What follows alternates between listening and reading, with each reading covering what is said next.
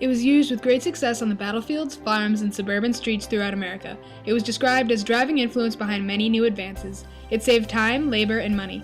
These glowing endorsements of dichlorodiphenol trichloroethane, more commonly known as DDT, beg the question, how did a substance like that fall so far from grace?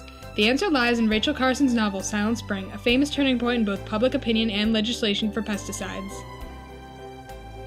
DDT itself is an organic chloride and is also referred to as chlorinated hydrocarbon. It is made when a molecule is built on carbon atoms attached to hydrogen and chlorine.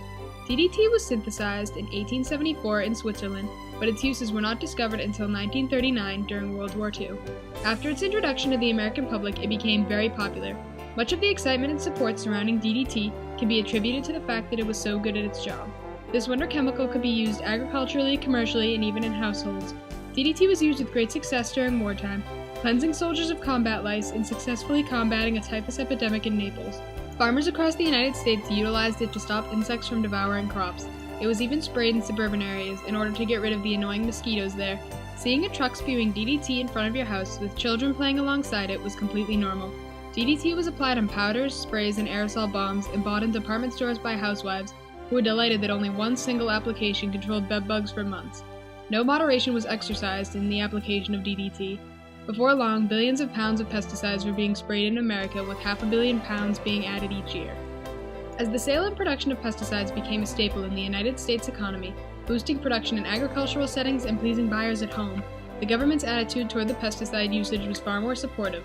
Ignorance was shown when government-funded organizations such as the USDA registered pesticides based on evidence supplied almost completely by the manufacturers. The Public Health Department maintained that their research stated that DDT and other pesticides did no lasting damage to wildlife. Many agricultural officials believed that a biochemical war must be waged on crop-eating insects. The reality that some insects might be essential to life seemed to have escaped them, and some fanatics even believed that there should someday be a completely insect-free world. They refused to discuss a more restrictive approach to the use of chemicals. Even though the government was so adamant about the continued spraying of DDT, some scientists began to become curious as to what negative effects DDT might have. It had never been determined if DDT was harmful to human beings. All that was known was that the amount of DDT needed to kill a bug was not poisonous enough to kill humans. At the same time, some scientists believed that DDT could be stored in the body, slowly accumulating, and they realized that this bioaccumulation could drastically harm someone. On the other hand, different scientists thought that the body could only store a specific amount of DDT. Once the body hit that amount, the excess DDT was excreted from the body without any negative effects. There were some scientists who considered DDT's risks few and worthwhile, while others still had their doubts about this wonder chemical. One such opposing scientist was Rachel Carson. Rachel Carson was a marine biologist, conservationist, and author. She attended the Pennsylvania College for Women and received a master's degree in zoology at Johns Hopkins University. Carson originally started her career working for the United States Fish and Wildlife Service. Regarding DDT, she had misgivings about the popular new insecticide even before the first results from testing were known.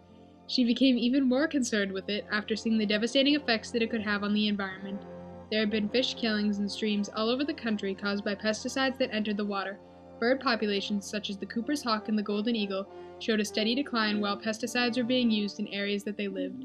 The osprey was a species of bird that was beginning to die out due to the DDT that weakened their eggshells. Their population dropped because the chicks would simply die before hatching. Plant species were damaged, and it was almost impossible to find animals that were free from contamination. There were even small quantities of DDT in places like Antarctica, where no direct application had been made. Carson knew that it was time for someone to speak up about the detrimental effect that DDT was having on the environment and decided to use her writing talents to do so. She had 3 aims in writing Silent Spring: creating an enduring work of literature on par with The Sea Around Us, one of her earlier works, alerting the public to the health dangers of pesticides, and forcing the U.S. government to regulate the chemical industry more stringently. Due to the importance of the project, she put in tremendous effort in researching for it. She was able to build an extensive network of correspondents and often posed questions to them. By 1958, her research files began to expand into what would become a small archive filled with letters and articles from hundreds of sources. She was able to bring together the ideas of many intelligent scientists. She also included credible scientific evidence to back up her viewpoints. By using 55 pages of reference at the end of the book, she was showing that she was not trying to present distorted information. One of the points that she presented was the connection between pesticides and cancer. She discussed the issue at length with a scientist and a toxicologist who had focused on the issue for years. Carson also states in Silent Spring that DDT was not the only problem. DDT was soon joined by a host of toxic cousins.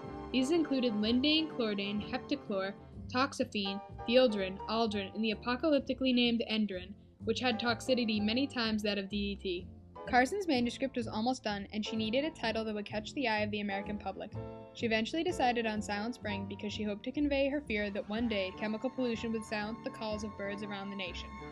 The overall thesis of Silent Spring was, all this is not to say there is no insect problem and no need of control.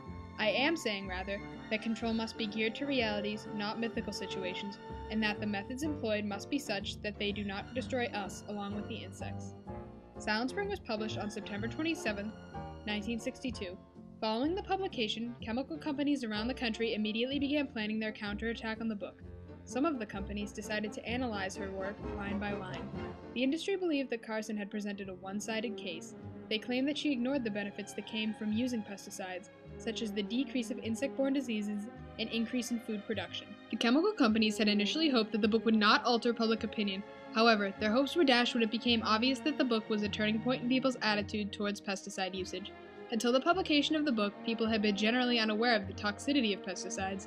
Now, Silent Spring had persuaded the general public that DDT and other hydrocarbon-based pesticides posed a danger to humans and nature. Within the first 2 months of the book's publication, Storrs had sold over 100,000 copies and it stood at number 1 on the bestseller list.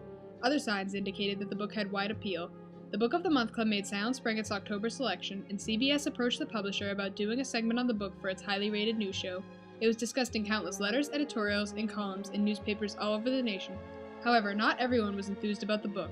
Miss Carson must be one of those peace nuts too, an angry reader wrote to the New Yorker. Another said, Miss Carson is obviously a communist. She is opposed to American business. We can live without birds, but not without business. As long as we have the H-bombs, everything is all right. A popular argument made by detractors of the book was that Carson's gender prevented her from presenting the issue in a logical manner. She was often referred to as a hysterical woman and was once dismissed as a spinster with an affinity for cats.